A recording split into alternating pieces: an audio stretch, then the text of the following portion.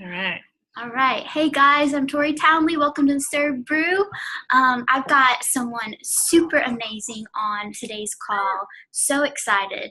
I met this girl, this lady, at the Dream Conference a couple months ago, and I heard an amazing story. They were sharing this story about a dream center, and it is just absolutely enthralling. So I tracked her down in the hallway. I was like, "Yo, we got to talk. I need you to be on my Serve Brew. It's gonna be so cool." And she so graciously agreed. So I'm going to introduce the one and only Miss Jena Jones. Hello. Hey, cheers. Thank you for being on this Serve Brew with us. Good morning. Awesome. Yeah, it's kind of both and because we're on different time zones. Yeah. That's awesome. So, Miss Jena, like I said, met you and was just super enthralled by the story. And then I got to really connect with you personally and hear your heart and just really fell in love with the way that you guys are loving people and listening to them, and just really excited to hear what you guys have to say. So first of all, if you would just kind of give us a little bit about yourself personally, because I don't even know a lot about you except, wow, this is awesome. So just tell us a little bit about you first. So my name is Jena, and my husband Glenn and I are the directors of the Short Creek Dream Center, and we have an almost 17-year-old daughter. She does online Christian high school, so she's able to be here at home. She can serve with us. She just kind of jumps in and does anything that is required of her, and just has such a servant's heart. And she's actually going to school to be a medical missionary. So wow, we're super proud of her, and got to do a little brag for a second. She just did her ACT testing, first time ever doing ACT, and got a 30 on it. Wow. Without really studying. So very, very proud mama. So yes. That's amazing. Oh my gosh. Yes. I was homeschooled too. And she's in school, but I was definitely super homeschooled, and I love it. It was awesome, and you get to do a lot of fun stuff. So super cool. She's gonna be a medical missionary. Does she know where she's going? Pretty much, she just has a heart for going wherever. I mean, she really loves it by God, and we have an interesting story that I think has really played into her heart to want to serve. So we are from originally Southern California, San Diego. Okay. And we both basically, Glenn and I grew up there. His dad's a pastor there, pastored a church in northern San Diego area for like 35 years before he retired. Then he went and did missionary work. So he pastored other pastors pretty much in like really remote areas of like Micronesia. So he traveled quite a bit. So Glenn really kind of grew up in the church, literally, and in the ministry. Wow. But it wasn't until about like 3 or 4 years ago that we both separately, but at the same time, Glenn and I were feeling this call to do something else. And so we both had our own businesses. Haley had been in the same private Christian school since preschool. This was just before she was getting ready to start high school. And we just kind of had this feeling that there was more for us to do. I was high school youth leader at the church and, really involved in things. And, we just thought, are we crazy? So we kind of sat down and talked about it one day and felt that he was getting the same call that I was. And so we prayed about it, and we laid out like 9 different things. So like, are we just crazy? I mean, to leave jobs, to leave our house, you pull Haley out of school before high school, it has to be you, Lord. So if it's you, there's 9 things that that need to be taken care of, that we'll do the legwork on, but you need to show us that it's you, and that you're calling us, and it's not just our desire to up and leave and go do something crazy with our family. So one by one, these miracles, what we call little minor miracles, started happening. I mean, Glenn had his own photography commercial business, and it was his name. The name of the company was actually his name. And so we put it up on Craigslist. We're like, yeah, let's just throw it up on Craigslist and see what happens. And within 4 days, his business sold for more than he asked for. We could not sell it to this guy because he was so excited and wanted to get into commercial photography. Then bought all of his equipment, so we didn't have to store or try to resell all of the camera equipment and lighting equipment. And so that was the first like little minor miracle for us. And then just things kept happening one after another. I mean, we had to sell another car, and same thing. It was a Christian guy who bought it, gave us $400 more than we actually asked for it without even test driving it. I mean, it's all those kinds of things that just started happening. So about the 4th one, we decided to sit down with Haley and start to have a conversation with her, not knowing that she had been feeling the same calling too. We thought this is going to be a struggle pulling her out of high school. We're just going to damage this girl. And she was for it. She looked at us and she said, so when are we leaving? And that's when we knew, I mean, when you have a husband and wife on the same page, and then you throw in a teenager on top of that, and what he'd been calling us to do was to sell our house, sell everything, and go on the road and move into our RV and travel the country and just go wherever we were needed. And we love to travel. We had a little, travel trailer. We're used to doing that. We're used to spending time together. But we thought, it has to be just our desire, right? Because that sounds like fun. And so we did. We sold everything, and literally sold everything. I mean, house, car, furniture, all of our belongings, businesses, pulled her out of school, put her in that online Christian high school. And I remember driving away from our house in our subdivision, not knowing where we were going. Just driving off into the sunset kind of, and just thinking, okay, Lord, I don't know where you want us, but I know you have us doing this. And we just prayed for direction and for guidance. And we literally drove without a destination. And it's been incredible. I mean, for type A personalities that, own their own businesses and, have to have the schedule and, really buttoned up. And, I think that God was trying to teach us to kind of let go and let God. Oh my gosh. That started our journey. Yeah. Oh my gosh. I did not know any of that. And so I'm so excited right now. Oh my Lord. So tell me the adventure. Where did you go from there? So the first place that we could think of to go is we got married on Lake Powell. And it is on the border of Utah and Arizona. It pretty much starts the Colorado River. I always say it's like floating in the Grand Canyon, because you have these like beautiful emerald green waters and these 600-foot red sandstone cliffs and this blue sky. I mean, it's God's country. I mean, you can't be there and not feel God working right there. So we got married there, and we decided that we would just kind of go back there and just relax and wait for God to talk to us. And so we pulled into, there's only 2 little RV parks there. And so we pulled into the one that had availability, and we sat there for almost 2 months waiting for God to talk to us. And we were getting a little frustrated. We're like, okay, did we really make the right move? And we purposely sold everything so that we didn't have a plan B. We thought, okay, Lord, if this is you calling us, we don't want an easy out. We don't want to look at each other and go, wow, this is hard. Let's go home. We wanted to be all in it for the Lord. And so, we sat there getting a little discouraged, but what's interesting is that he was working the whole time during those 2 months. We just didn't know it and didn't see it. So the first weekend we were there, we pulled in on a Saturday, and we always researched churches of new towns that we're going into. One of the big things is making sure that it has a youth group for Haley to get involved in. And so there was only one. Page, Arizona is a tiny little town. And there was only one that really had a youth group that they mentioned. So that's the one we went to. And it was First Baptist Church of Page. And we went there that next morning, and the pastor gets up, and the very first announcement that he makes is that they're going to do a quick mission trip outreach to the kids in Colorado City. And they were going to do just back to school backpacks and school supplies and pens and pencils. And he finished the sermon, and we got up, and Glenn starts making a beeline for the pastor, and I'm following behind him going, we need to do that mission trip. And Haley's following behind me going, we need to do that mission trip. And none of us had talked during the service, but we get up to the pastor, and I remember we're just like, how can we help? What can we do? We want to get involved. We want to be there. Can we go to the store with you? Can we help get supplies? And the pastor looked at us. He literally put up his hands, was like, who are you people?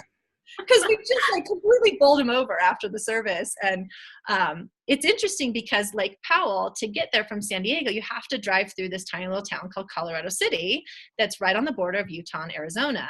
And it's the polygamous town. And so for years, we've been driving through here going, oh, look at Creepy Town, try to find the prairie dresses, try to find the child brides. And I wonder where Warren Jeffs lives. And, all of those questions that we had. So we had followed the story for years, even when Warren Jeffs was arrested in late 2005.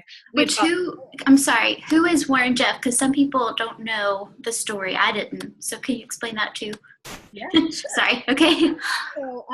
So Warren Jeffs is the imprisoned prophet and self-proclaimed prophet of a fundamentalist Mormon offshoot group called the FLDS, which is Fundamentalist Church of Jesus Christ of Latter-day Saints. They actually did an offshoot from Mormonism back when Utah wanted to become a state, because Utah said that you have to take out polygamy out of your Book of Mormon and your doctrines in order to become a state. So traditional Mormons did that, but then there was an offshoot that said, no, we still believe in what the original prophet said and Joseph Smith, so we're going to keep following and we're going to keep practicing polygamy. So when they did that, they kind of branched off into their own little group or sect, and then they became known as the fundamentalist Mormons, so fundamentalist LDS. Wow. And okay. so they settled in this little southern town here, and it's basically on the border of both Arizona and Utah, so that if either side was being raided, they could just go to one state or the other to hide from that. Wow. And it's completely rural. There's nothing around us. I mean, we're about an hour away from any shopping. So there's no banks, there's no grocery stores, there's no stoplights, there's no malls, there's most of our roads aren't even paved. So, I mean, it's pretty rural, it's pretty backcountry, but they did that to keep them pretty isolated and hidden away from the outside world. So, with that, we knew that most people understand that the FLDS is the, the child brides, the, Warren Jeffs, who's, in prison currently for life plus 20 years for these underage marriages primarily. And prairie dresses. People always know, though, the prairie dresses, look for the prairie dresses and the braids. And so, it was one of those areas that had kind of been talked about because it has so much drama and so much dark history and so much past. I mean, you think about a 12-year-old being married to a 60-year-old guy. And that's the kind of thing that we saw happening in this town for years. Wow. So he wasn't actually arrested until end of 2005. And then he wasn't sentenced and convicted until 2007. Wow. So there was a period of time where it was pretty bad here, and outsiders weren't even welcome into the town. For us to be able to have an opportunity to come into the town was huge, because they had their own police security force called the God Squad. And they had big lifted trucks, and I kid you not, the windshield are completely tinted, the side windows are completely tinted, so you can't see in, and they just follow you around and they intimidate you to force you out of the community, because they didn't want anybody from the outside in. There's no stoplights, but the whole town was wired with security cameras. So if you even took a step in or your car accidentally came in, they knew you were there almost immediately, and they had somebody on you to come and escort you off of out of the community completely. So it was definitely a place that's been very closed off. Nobody has access to.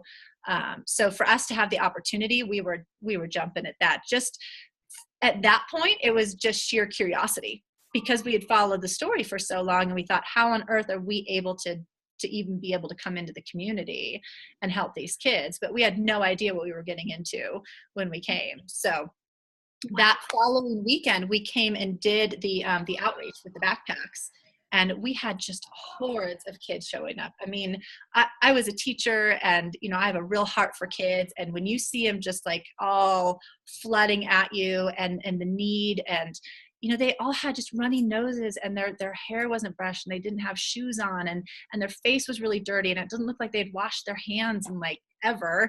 And they're coming to you, and they just have the sweetest little faces, and they're so appreciative of what you're giving them.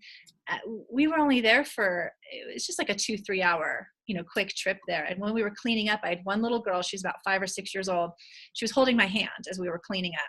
And she looked up at me and she said, "Are you just going to leave like everybody else does?" And I went, no. And I didn't, without talking to Glenn, without talking to Haley, she was there. I just kind of looked at her, and my heart was just pierced, and I melted. And, we got in the car, and it was about a 2.5 hour drive back to where we were staying.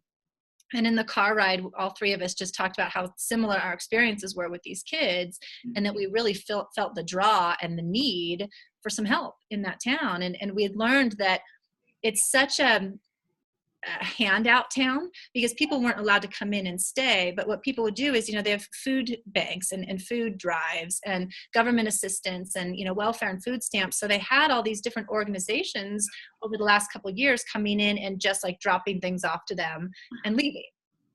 So they never got a chance to build relationships with people. And that's where you can see that need. It wasn't so much that they needed the back to school backpacks and supplies and all the other stuff, because they do. What they were really, searching for is friendship. Wow. and relationships, and just somebody to give them an opportunity to talk and to open up to them and just befriend them and have somebody that loved them and cared about them. And so that's where we all looked at each other and went, okay, we got to go back. And we literally plopped our RV in the middle of town without knowing anybody. And we're like, okay, God, here we are. Whatever you want to do with us, here we are. Just use us. And every day we prayed for opportunity. And it's just been incredible. I mean, you ask for God to use you, and you step out in obedience, and He will use you. Wow. Yeah. Wow. So amazing. I am like, my jaw is just dropped. I'm just in awe of how God works. It's so cool. So I've got a question. How did the church first get that open door to come in and build relationship? Because you're saying you can't really stay long in and out. How did you guys build that relationship to begin with? So that's a long backstory, but basically there was a couple that was here that was a Christian couple, and he came in as a substitute teacher a few years ago. And so he kind of had an in to the community a little bit. And so that's how we were able to get the church to come in and at least do the back to school backpacks.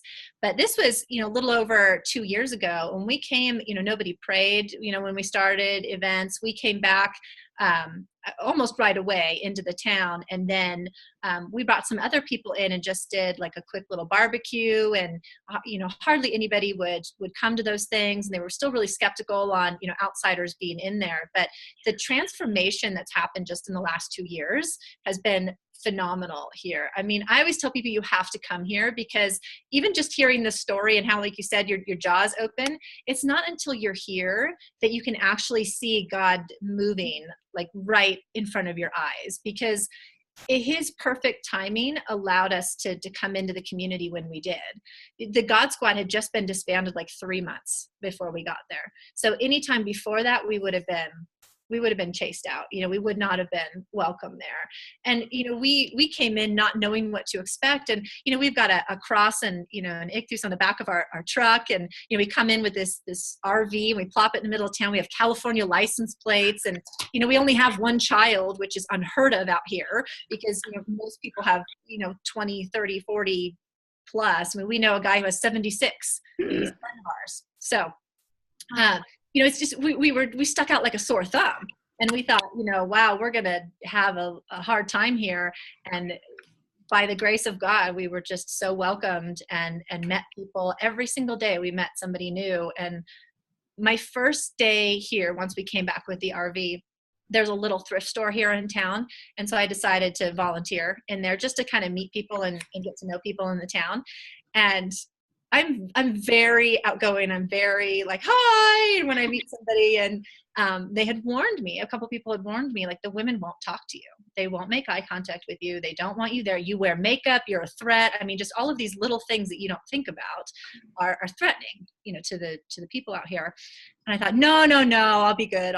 And so my first day there, I worked, and a lady came in, my first customer. I was so excited. I thought, yay, I get to talk to the people here. And I welcomed her when she walked through the door, and she did not make eye contact with me. She walked right past me, right down the hall into one of the rooms down there. And I just thought, oh no, this is really happening. Like, people won't talk to me. I don't know what I'm going to do if I can't talk to people. It's going to kill me. So she was down there for about an hour. And she comes back with a handful of random spoons. It was really bizarre. And she paid for it with pennies. And as I'm counting the pennies, I'm just dying trying to make conversation with this woman. I mean, I'm throwing out anything that I possibly can. I'm not from here. And I'm going, of course she knows I'm not from here. And I'm trying to tell her we're from San Diego and why we're there and how long we've been there. I mean, I was rambling, trying to get this woman to talk to me. And finally, towards the end, I always say it's like that slow motion zoom in movies where you see somebody's like face come up and then they lock eyes with you. And I swear it was in slow motion where she just came up and locked eyes with me. And she said, do you really want to know how I'm feeling? Because when she walked in, I said, how are you doing? And so she finally asked me that. And I said, well, yeah, that's why I asked. And over the next 30 seconds, she just went blah, all over me. I mean, she told me her whole life story. That she was married when she was 15. He was 65. It was her sister's husband. Her sister had already had 8 kids with this man. She died a month after. The sister died a month after. So she had to inherit and take care of all of her sister's kids. She was required by her husband to have a baby every year. She lost 4 babies when she was really young to stillborn children, and they're in the baby cemetery here in town. And I mean, it was just abuse and pain, and I mean, all in 30-second time span. And I remember thinking, I'm so grateful there was that checkout desk in front of me, because I had to brace myself on it. I was not prepared for what that woman had shared with me. And at the end, I just looked at her and I said, can I give you a hug? I mean, what do you say? What do you say at the end of that? And she let me come over and give her a hug, and she was crying, and we just sat there and hugged. And that's not the horrifying part. Is later that day, another lady came in and told me almost similar story of just the pain and the heartache. And it was just because I looked her in the eye and genuinely wanted to have a conversation with her, and genuinely cared about her, and told her, why I was here.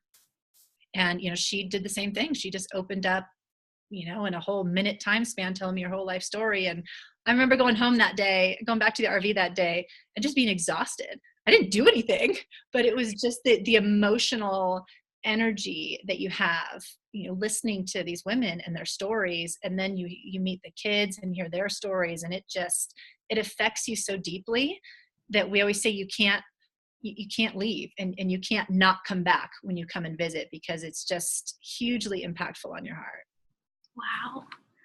Golly, this is so beautiful to hear, just the way that you can't just come in with answers and stuff. Like, you came in humbly and you volunteered at a thrift store and you listened first. Like that, we talk about that all the time on this interview call, just how much it is about listening first. If you want to love people, you have to hear their stories first, and that's where the trust is built. So beautiful picture there of exactly how God works. And I love that it sounds like just a story of faith the entire time. Like, you didn't come in with this plan, you didn't know where you were going, but God is just like, hey, I'm sending you to here, and you're going to fall in love with this community. And I was going to ask you too, I don't know much about this culture except what I've learned from you. I just recently bought Anna LeBaron's book. Do you know who that is? Mm-hmm. I just recently bought that because she's actually leading one of the teams I'm on for Bob Goff's new book. She's like our launch team director. So I looked her up. I was like, oh, she says she's the daughter of a polygamist. What? So I started reading that, but I'm not too far in.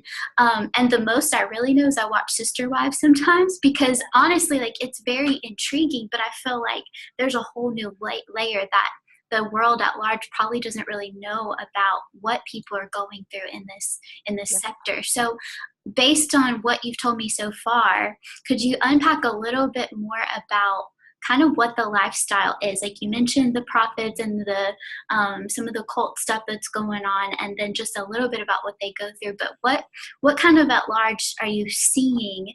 And then we'll talk about how you guys are responding specifically from there. Yeah. Okay. So with the culture, when they split off, they still practice polygamy. So what Warren Jeffs and what the other prophets believe is that for a man to become a god, which they believe that all men can become gods, and you can have your own planet, you need to have at least 3 wives, and you need to have, multiple children. So the higher in ranking you are as an elder within the church and with the beliefs, the more you will be gifted your brides, the more women that you'll get, the more favor that you'll have, and the better opportunity that you'll have to actually achieve your planet and become a god. Now, that's for the men. For the women, the only way we as women can get to heaven ever is through your husband. And so you have to be a good enough wife that if your husband has more than 3 wives, he will get a planet. But then you have to be a very subservient wife and a faithful wife so that he'll choose you to come with him to his planet.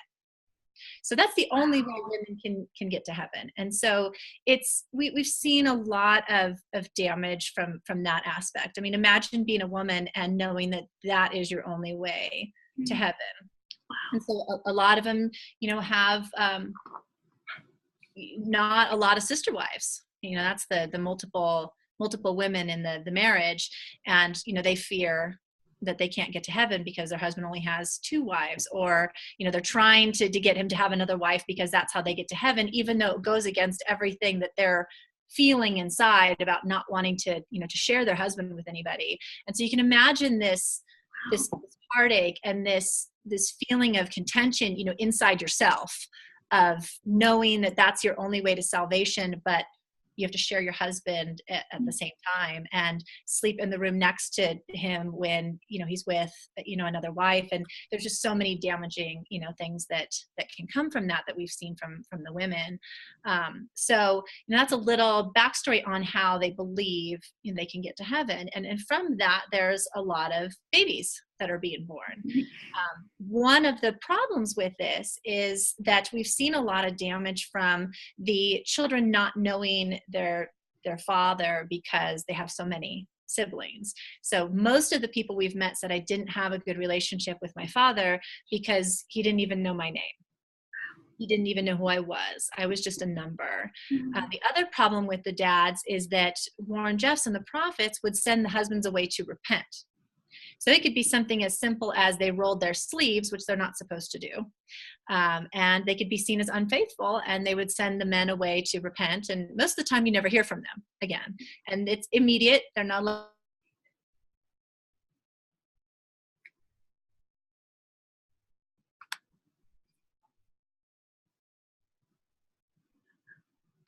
So the men are often sent away to repent from afar, and they have to leave all of their family behind when they do that. So the prophets will then take the wives and split them up and reassign them to different husbands and change their last names. They'll also take the children and they'll reassign the children to different families and change their last names so that the husband can't find his family easily. So there's a term here in the town that a lot of the people who've been in say that they're Velcro families, because he would literally pull them apart, stick them with another family, pull them apart, stick them with another family.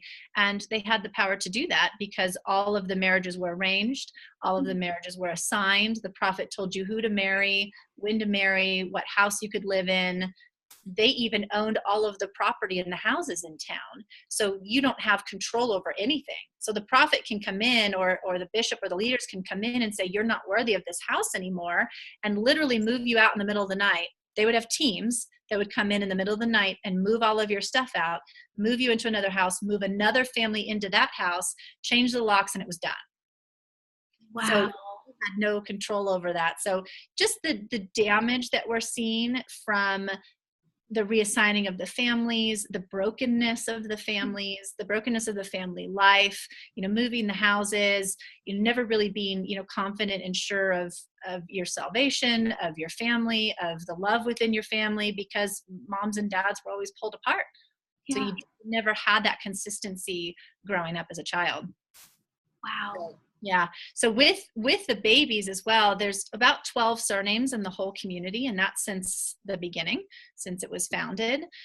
With that, they're all related. And so that comes a lot of other problems like, stillborns, and we have a lot of high infant mortality rate, and we have, mental and physical defects from the children here. And it's incredibly sad, and that's taxing on the families and on the moms especially. So we see a lot of core brokenness in a lot of the women. And for the most part, we've seen that people will reach out to the women and the children, not understanding that the men have just as much trauma and pain and brokenness that they're dealing with. And there's been a lot of different types of abuse through the generations. So we have, we're dealing with sexual abuse, mental abuse, spiritual abuse, physical abuse. I mean, it runs the gamut of all the different abuses. And so when we came in, we did a lot of research. I mean, when we started hearing what was going on, we started doing a lot of research, because we don't believe we can help somebody until you know what they're going through and what they've been through and where they're at. And so in doing all that research, we found some of this backstory, and then finding now that they're turning to drugs and they're turning to alcohol. And there's been, even been, suicide attempts, and there's just, they're trying to numb that pain any way that they know how. And it's incredibly sad. It's incredibly challenging, because for the most part, people think that, okay, what can we do to fix this? People will see a news article. Just 2 weeks ago, A&E did yet another documentary on the evil Warren Jeffs. And, everybody's still so stuck in the past, and nobody's really looking at the future. Mm-hmm. Nobody's really focusing on, okay, yes, that was bad, and there's a lot of dark history there, but let's focus on where these people are at now, and let's focus on how we can help them move forward from this, instead of constantly focusing on, wow, that was really bad, and that guy's a really bad guy. We need to be able to help them move forward from this, and everybody seems really stuck in that spot. But when you look at it, you think, gosh, how can I help them? And no amount of money can actually help the people in this town, because in the early 2000s, Warren Jeffs actually banned school. He shut down all the public schools. So we have people that are adults we have a 42-year-old man right now that we're helping, and he has a kindergarten education. He can't read or write at all. He can barely write his name. We have a young man who's 18 that has about a third grade education right now, wants to go get his GED, but he says everything they tell him is online, and he's never touched a computer before in his life. So, you're dealing with an education problem because of that. Warren Jeffs also banned things like dogs and the color red, and no bikes, no toys, no basketball, no games, no fun. He annulled all marriages. So at this point in time, still, people who follow Warren Jeffs and are believers of him are not married. The husbands are not allowed to live under the same roof as the families. So they have to have like a little trailer or RV or something right outside, because they have to stay on as the caretaker of the property. So the only contact husbands and wives can have right now is a 3-second handshake. They can't hug, they can't kiss. There's no affection, no babies. He's banned all babies from being born. So, you have all these things that you look at, and that's what these people are carrying around with them right now. On top of the fact that there's little to no education, on top of the fact that they're coming out with hardly any of their family. Half of their family is usually still in the FLDS, and once you leave, you are completely banned from them. You're not allowed to talk to them anymore. You're not allowed to make contact with anybody anymore. So if you're out and living in the same community with your mom, and your mom's not allowed to talk to you anymore, but yet you see her at the post office, or you see her walking down the street every day or once a week, how do you heal? How do you heal from that? How do you move forward, past that? And they're still dealing with the fact that everything that they've ever known has been a lie. Mm-hmm. Everything that Warren Jeffs told them, the things that they learned, the things that they taught, when they come out into the real world, they realize it was a lie. It wasn't true. And so how do you process those things? How do you move forward? And the best way that we found that is not by coming in and bopping them over the head with a cross saying, you're wrong, and Warren Jeffs is wrong, and you're doing this, wrong, is to come alongside them and just build those relationships. Build the trust is really important, because there's not a lot of trust there, as you can imagine, with everything they've gone through. And to just listen and to fill the needs when we see them. And so just the three of us there, we got to a point where we're dealing a lot more with drug and alcohol and serious counseling issues, and we kind of came to the end of what just the three of us could do to help people. And that happened to be God's perfect timing, the exact time that the Lord was introducing the Short Creek Dream Center to this area. I mean, it coincided perfectly with seeing the need and us not being able to fill it, but having an organization come in that has tools and resources to be able to take it that next step to further help this community. And we lived through it, and it's still like mind-blowing to us.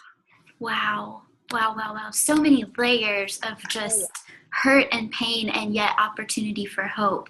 So tell me the story of the Dream Center. So was that something like, I know Phoenix is probably involved with it based on what I heard, but like how did it get started? What I've heard is amazing, but I just want to hear from you kind of the ins and outs of how that got to be. So that's actually one of my favorite stories because it really is all God. I mean, it's not something that our family did. It's not something that just the Dream Center did. It's not anything that one person did. It's completely the Lord had his hand in it and put a bunch of people together to make it happen. So one of the things that we like to do as a family is we do disaster relief. So we work with Samaritan's Purse. Familiar with Love them. Yeah. So we are site leaders, so we'll go out and we'll help with different situations. So we were just most recently, Hurricane Harvey in Texas, we went and helped out with. There was a tornado in New Orleans, Louisiana last year. There was a tornado in Mississippi. We had the flooding in Baton Rouge. So we go to these different locations as a family with our RV, and we'll just help people put tarps on and pray with them and clean out and mud out the houses, get all the stuff out and completely gut homes. Whatever's needed for people in that area. And we were down in New Orleans for a tornado, and we were raking Miss Shirley's lawn there after her neighbor's roof had blown into her yard. And we met a gentleman there that happened to be from Phoenix, Arizona. And so when you're working with people, you just strike up this conversation. Oh, where are you from? What do you do? What's going on in your life? Just basic chit chat. And we told him that we had just been in Colorado City serving the town there. And he dropped his rake and he looked at me and goes, dude, you have no idea. I'm feeling called there. I've been doing research. I'm from Phoenix. I've been wanting to come up and serve there. I can't believe that you've mentioned this. I mean, it's been on my heart. And so from there, we just struck up this relationship and this conversation with this young man. And he tells us that he lives in Phoenix and that he is a volunteer night security guard at the Phoenix Dream Center. So he said, on our way back to Colorado City, we should stop in Phoenix, say hi, come see him at the Dream Center. And, Glyn even comments, we'd never even heard of what a Dream Center was. We'd never heard of it before. And so Glyn, my husband, looks at him and says, what are they, like study dreams or something? I mean, he thought he was into like some rock, collecting, feathers, study dreams kind of thing. No idea what it was about at all. So we did. I mean, we followed up with him and we came through Phoenix and we just did the regular public tour on Tuesdays there at Phoenix Dream Center. And we walked through and it was amazing. I mean, if you've never taken a tour of the Phoenix Dream Center, I mean, they are phenomenal. You can feel God working there. You can feel the healing happening there. You can feel the brokenness, but you can see God's light shining through all of them. And it was a really neat place to be, but they do a lunch for you afterwards. And we sat down and Glyn and I were just looking at each other going, why are we here? Because we really felt God working there, but we were confused because we thought, God, why are you having us see this if our mission is Colorado City? We didn't understand how the two connected because it was very inner city. They deal a lot with inner city problems, and that is the complete opposite of what we're dealing with in Colorado City here. And we just thought, we're not really sure why you had us come here today, but we prayed about it and what's interesting is that a week later, we were back in Colorado City. The day I got back, I ended up hosting a bridal shower for a woman I'd never met before. And it happened to be Warren Jeff's 65th wife. And I didn't really know any of this at the time and came in and helped with her bridal shower. And she and I connected instantly. I mean, she's such a neat lady. And while we were there, she says to me, she goes, I have this house. I'd like you to come and see my new house. And I thought, okay, that's great. And she says, it's Warren Jeff's house. And I went, oh, okay, I'd love to come and see that. So the next day, Glyn and I came and took a tour of Warren Jeff's former house. So it's 29,000 square feet. It's 44 bedrooms. We have 2 commercial kitchens in the house. And it has 3 different properties on it. And I'm walking around with her and I'm looking at this massive house and I'm looking at this single young woman and I look at her and go, what on earth are you going to do with this big old house? And she said, I want to make it a healing center for women and people coming out of this this type of, religion and this type of problem. And so he said, have you ever heard of the Dream Center?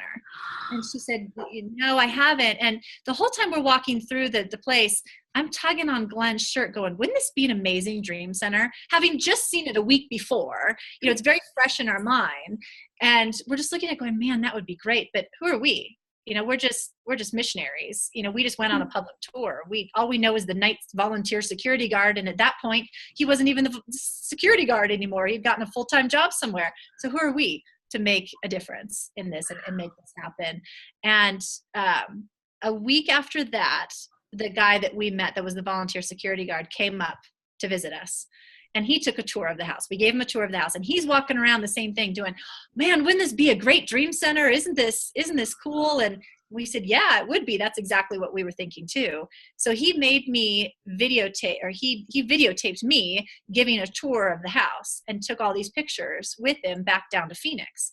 And he just put it in front of everybody's face that he could possibly get it in front of. And eventually it ended up in front of the executive director at the Phoenix Dream Center, Brian Steele. So it was 2 weeks after that, we get a phone call on Glenn's cell phone. It says, hi, this is Brian Steele. I'm the director of the Phoenix Dream Center. We hear you have a property up there that, might make a good dream center.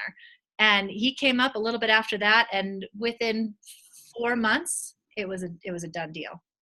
I mean, it's absolutely incredible. So we now have a dream center in Warren Jeff's former home. It's mind-blowing. And we do tours here. We have mission teams that come so that the youth groups can come and help out the youth in the town here. And when I give a tour of the house, one of my favorite things to tell people is that, everybody's got a story, right? Everybody's got a testimony. And you always hear people say, you don't know what I've done. You don't know what I've been through. You don't know where I am. How can God ever love me? And how can God ever use me? But when I take them around the house, when they understand the history of what's happened in that town, and I'm able to stand there and say, look, the house itself is its own testimony. What he built, what Warren Jeffs built for evil, God intends for good. And if God can do this through this house and in this town, imagine what he can do in all of us, and in one person and in one human being. I mean, it's an incredibly powerful testimony to share with the younger generation, to share with adults. And it resonates, like I said, so deeply in many people that, can take on so many different meanings. Golly, such a literal and beautiful picture. It's like a magic fairy tale. I can't even fathom what is truly happening. It's amazing. So now, with the Dream Center, so cool. What are some of the first steps that you guys have taken as you're moving into this giant mansion? Ministry probably reflects what you've been doing, but probably can expand a lot. So what are some of your first steps right now that y'all are doing? The best thing about the Dream Center is that, like I said, we got to a point where we couldn't do it anymore as a family. I mean, it got to things that were over our pay grade, we say, kind of over our head, that we couldn't do. But we'd been doing a lot of outreach in the community, just us. And so we were really reaching the youth. They're not as traumatized as some of the adults. They're a little more, kids are sponges. They're open to new ideas. They're open to new people. And there's nothing for them to do here. I mean, there's literally nothing for these kids to get involved in and do here. So by default, they get into trouble, or they drink, or they do drugs. And so we thought, my goal was to come in and just give these kids something to do on a regular basis that's a safe environment, that's fun, that keeps them off the streets, keeps them out of trouble. And so with the Dream Center, it's just an extension of what we've been doing as far as, youth outreaches and community outreaches and events for people to come and be a part of. But when the Dream Center was happening here, the community didn't want it. When they first learned about it, it's a big organization, and they don't like that, and that's very scary. And it's a Christian or faith-based organization, and church for them is a bad word. You have to understand that, Warren Jeffs said that he was the mouthpiece of God. And so everything bad that happened to them was as a result of what God told Warren Jeffs to tell them to do. So if their wives were taken away, if they were abused, it was because it was God telling them to have this happen. So to them, God is a bad person. To them, God is who ruined their life. So to come in and, and talk about God and to throw a church in this community and to try to throw religion at them, it is not going to happen. And so they don't want anything to do with religion at all. So you throw in a big organization that's a Christian organization, and this should never have happened. But, it should never have happened. But what's amazing is that because we had been here building relationships for the last couple of years, as soon as some people in town heard that it was Glyn and I staying on as a family to help with this organization, the whole town softened. They just went, oh, wow. Oh, it's just Glyn and Jena, no big deal. And all of a sudden it became very accepted, and people were excited about it, and people were happy about it. And so one of the things that we told the people in the town is, look, it's just an extension of what our family has already been doing. It's just an extension of our love for you guys. And so we've continued to do community outreaches. On Thursday nights, we do a community potluck where everybody's open to come, and it's been so much fun. We play Christian music, we have games, we have little, messages that we have going on there. We have a movie room for the little kids so the parents can have some time to just be by themselves or sit and, talk with other parents and other adults, because that doesn't happen very often for them. We have a video gaming room so that your kids can play, video game tournaments. We've talked with the high school counselors so that they know we're an alternative to Friday and Saturday nights out partying for kids. So the kids can come, they know they can get fed, they know there's a movie, they know there's video games, they know there's regular games, and there's books. We just are building a brand new basketball court on our facility. We have the poles and everything up already. So our staff has been coaching the new basketball league. So we have the kids over here practicing like 3 nights a week, and then the families stay after for dinner with us. So those are some of the community things. We're doing help with cleaning up the community because we have a little trailer, and we have some live-in staff here now already that are big guys, so they like to go out and do things. So we're helping haul away old, refrigerators and, appliances. There's a lot of single moms in the town. In fact, the majority is single moms in the town with 10, 15, 20 plus children. So it's difficult for them to get things done in the houses. And a lot of times they have to move and relocate because they can't afford things. So, we can come in and help them move. We've helped them paint. We've helped put, curtain rods up and curtains in these new little duplexes or houses that they have. Give them, shower curtains and bath mats, and get their refrigerators, working, and, furnaces working so that they can have heat during this time of year. And so a lot of community type outreaches like that. On top of that, we've also incorporated some classes here that they can come to. So we have a Celebrate Recovery class every Friday night. We join in on there's a local AA group that all of our guys go to, and then we have dinner here for everybody afterwards. We're working on helping kids with GED, and it's not as easy as it sounds. You actually have to sit and mentor them more with computer things and more with reading and figuring out how to take those steps instead of just the GED itself. Gotcha. So there's a lot of life skills classes that we have to do, even just basic things like hygiene, how to wash your hands, how to take care of yourself, how to get up in the morning and make your bed. We had one lady who's has multiple children. She's a single mom, and she came and said, I can't get a job because I don't have one of those resume things. I'm like, oh, resume. And so just learning things like that just teaching them how to write a resume, teaching them what it is, getting them job experience, teaching them life experience. I mean, they really need grassroots basic things to help them move forward. Otherwise, they're all just stuck here. So we're doing that on top of what Dream Centers do, and that's the drug and alcohol, recovery and addiction, and some of those things that we've seen happen as a byproduct of this pain and this abuse and this trauma. So there's lots of layers. There's lots of things going on, because you can take the drugs and the alcohol away from them, but they're just going to get out and do the same thing if you don't deal with some of the core problems, and you don't give them the tools and the resources and the life skills to have hope and to be able to look forward to something else rather than just going back to the dark place that they were at.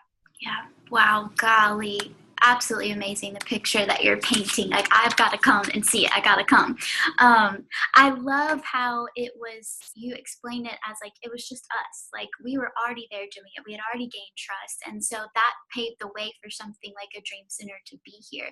And I think sometimes we may be quick to rush in, like, oh, let's start a dream center because there's a place in need and we could do so much and there's so much potential. But what we might not see is like, there was a family who sacrificed everything that they had, moved across the country, and sat there and just listened and served in a thrift store and fell in love with the people. And that is probably what a lot of dream centers have behind it that we don't even know about.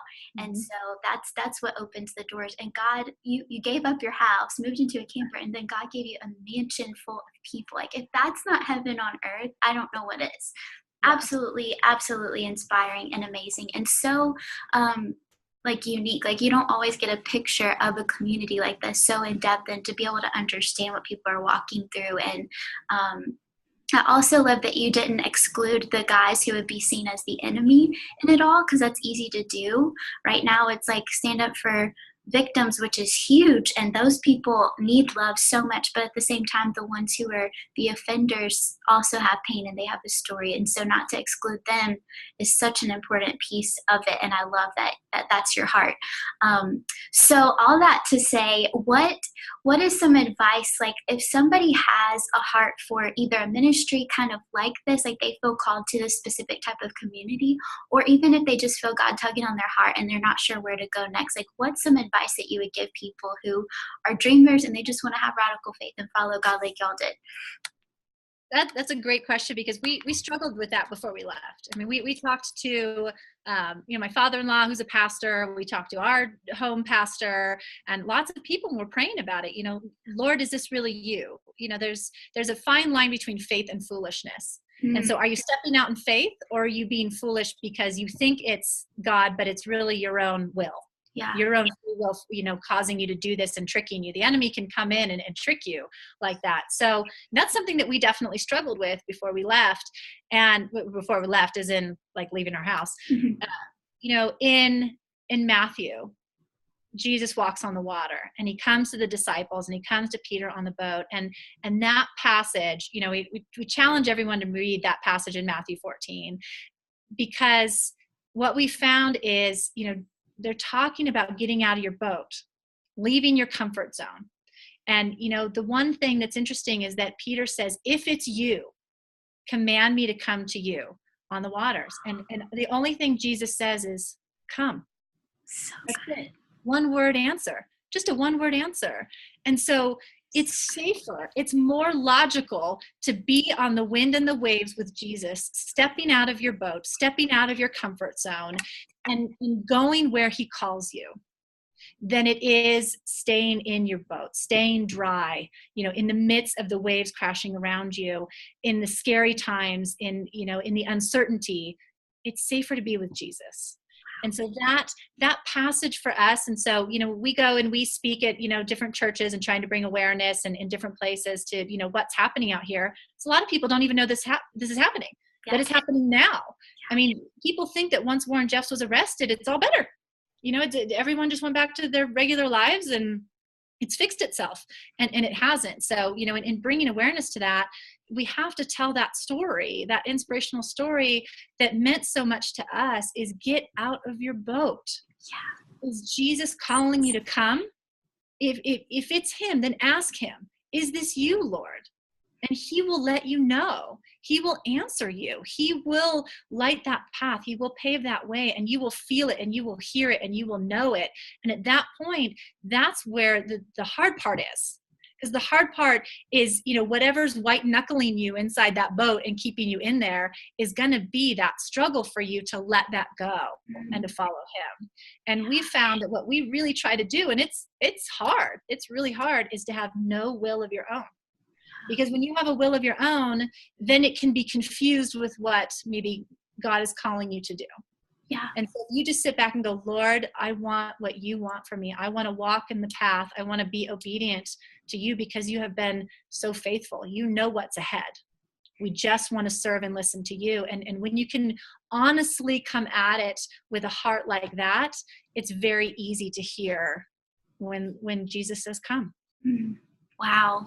Brilliant advice. So, so good. And that's something I'll treasure too. Cause I'm always like, oh, I want to go be crazy for Jesus. It's like, no. Like, listen. What's he saying? Is that really him? And that's so good. Thank you for that. And I think that's going to inspire a lot of people who are maybe watching this video, just pondering dreams in their heart, not sure what's them and what's not. But that's great advice. Is he saying to come or not? It's that simple. We complicate it sometimes. It's not. But it's hard, but it's not complicated. Yeah. Cool. We definitely as humans tend to overthink things. And, we want answers now. Oh, yeah. I want to know right now. Like if I quit my job, I want to know, right? But, the part that he's trying to teach us is the trusting in him and the patience and that in his perfect timing. And so we need to let some of that humanness go to be able to hear him. That's so good. Beautiful. So, Miss Jena, if people are interested in learning more about the Short Creek Dream Center, maybe have some questions for you guys, or even if they wanted, I know you have some opportunities, you said, for mission teams, and I know there's an adopt a room project people can do. Can you share a little bit about how people can get involved specifically? Sure. And I don't know if maybe you can put up our website or put up some contact information after. That would be great. We do have a website. It's shortcreekdreamcenter.org. Okay. Got it. We're on Facebook as Short Creek Dream Center. And then we also do a lot of follow-up to Short Creek Dream Center Facebook on our personal Facebook page. So that's Glyn Jena Jones. A couple different things that people can get involved in. We really recommend people to come out, just to see it, just to experience it. It's a discipleship trip. It's very impactful when you come out here and you see it. Not only what God is doing, but the surrounding community. I mean, our backyard is Zion National Park. I mean, what I can see there's a window right behind me right there, and I actually can see the backside of Zion National Park from our window there. So the Grand Canyon, the north rim of the Grand Canyon we're right in the middle of that. Lake Powell, Bryce Canyon, Zion National Park. So it's some of the most beautiful geographic location that you can find anywhere. But what God is doing here, and when you talk to the people and you hear their stories, it pierces your heart. So we're really big on awareness and getting people to understand what's happening now, to meet the people, to understand the need. So with doing that, people can come for a tour anytime. We do have guest rooms that are available so people can come out and stay. So let's say a youth pastor is thinking about maybe a mission trip but wants to come out and do some fact finding. We have places for you to come and stay and kind of check it out with us. We do have separate mission team rooms set up. So our top floor, our building is 3 floors. The top floor treats women only. So on that floor, we have a whole wing set aside for girls' mission teams. It has bunk beds. They have their own private bathrooms. There's 4 rooms set aside for them with bunk beds and private rooms. Cool. Then our middle floor is all like neutral area. So that's where our chapel is. We have a chapel. So we do 3 services a week there. We have a commercial kitchen. We have a large dining room. We have a library, a computer lab, the gaming room. So all that's on the middle floor. And then the bottom floor is the men's floor. So that's where we do men treatment. And then the whole separate wing, same thing, has set aside for boys' mission team room. So that's youth leaders and all the boys are set up down there. So we are set up for mission teams that can come out. And we have mission team packets. So if somebody was interested in that, they can email us for more information on the mission team and how that works. Awesome. We are doing the Adopt a Room program, which has been phenomenal. Because we have 44 bedrooms, I was beginning to get really sad looking at all the rooms with nothing in them and just thinking, I have a list of people waiting to come in, but I have nothing in these rooms, and we are completely donor funded. So it's not like we have a big bank account that we can go to and start putting all these rooms together. So I just threw it up on Facebook with a picture of how sad the room looked now to what it could be, and told people they can adopt a room and go crazy with it. And it's just been phenomenal acceptance of people wanting to be a part of that. So we have female rooms and guy rooms, and then those guest rooms that we have that people can do too. Doctors and therapists and counselors, it's difficult to get people to move up here and live up here because it's so remote, and because you have the problem of it being on a border of Utah and Arizona. It's challenging to get medical and professionals up here, but we will have them come in and stay for short periods of time. So those rooms will be where doctors and nurses and therapists and family of the clients that are staying in the building, because we encourage that family rebuilding as well. So guest rooms can be redone. So there's lots of different options to get involved in completely remodeling your room. And we tell you, you pick a theme, you can go as crazy as you want on it and just kind of have fun with it. And we've seen some phenomenal success with how those turn out. It's a lot of fun to see them transformed, because it's another literal example of change and healing and rebuilding, to see those rooms go from that sad, bleak room to something beautiful. And we pray over the rooms, and we dedicate all the rooms, and at the end of it, we're going to open it up to the community for them to come in and vote on it and do a poll, and be able to pick the best room. And so it creates community engagement and involvement, along with a tangible way for people to feel invested in what's happening here at the Dream Center. And then we also have new things like food drives are huge for us, because we've done over 500 meals to the community since January 1st, since the beginning of this year. Actually, that was a week ago, so now that's probably like 600. So the biggest part of our budget goes to food and feeding the community, and we're paying for all of that right now, because there's nothing close by. We're not in an urban area where we can just run down the street and get extra things from grocery stores. So we rely heavily on people to help do food drives for us. So that's, spaghetti noodles and spaghetti sauce and canned chicken and canned corn. I mean, all of the non-perishable staples that we can kind of stock our pantry with to be able to feed people during the week is going to be huge for us. So. Wow. So much beautiful going on. I am inspired and excited about it. And golly, like, if people have a heart for serving and outreach and Dream Center, like, this to me is Disney World. Like, there's so much, it's just dripping with redemption and hope and just beautiful stories. And you get to come stay in a mansion, for crying out loud, in the Grand Canyon. It's amazing. But the biggest part is just the treasures of the people and being able to see them shine. So thank you so much for taking time to share just this beautiful story and inspire us, and really just, like, I'm inspired to have more faith and just listen where God takes you, because life sounds like such an adventure when you just listen. Yep. It's awesome. Any closing thoughts before we conclude our time together? Last thing, any word of advice you want to leave people with? To get out of your boat. It's great. You'll hear us say that, when you come, it's stepping out changes your life. Perfect. And it brings you closer to God, which is, we all want. We just want to be the hands and feet of Jesus. And, it's interesting as you talk about us giving everything up and coming to do this and the sacrifice, we feel more blessed than we can ever physically give back to anybody. I mean, it's amazing that what you give, you get back in your soul and in your spirit tenfold.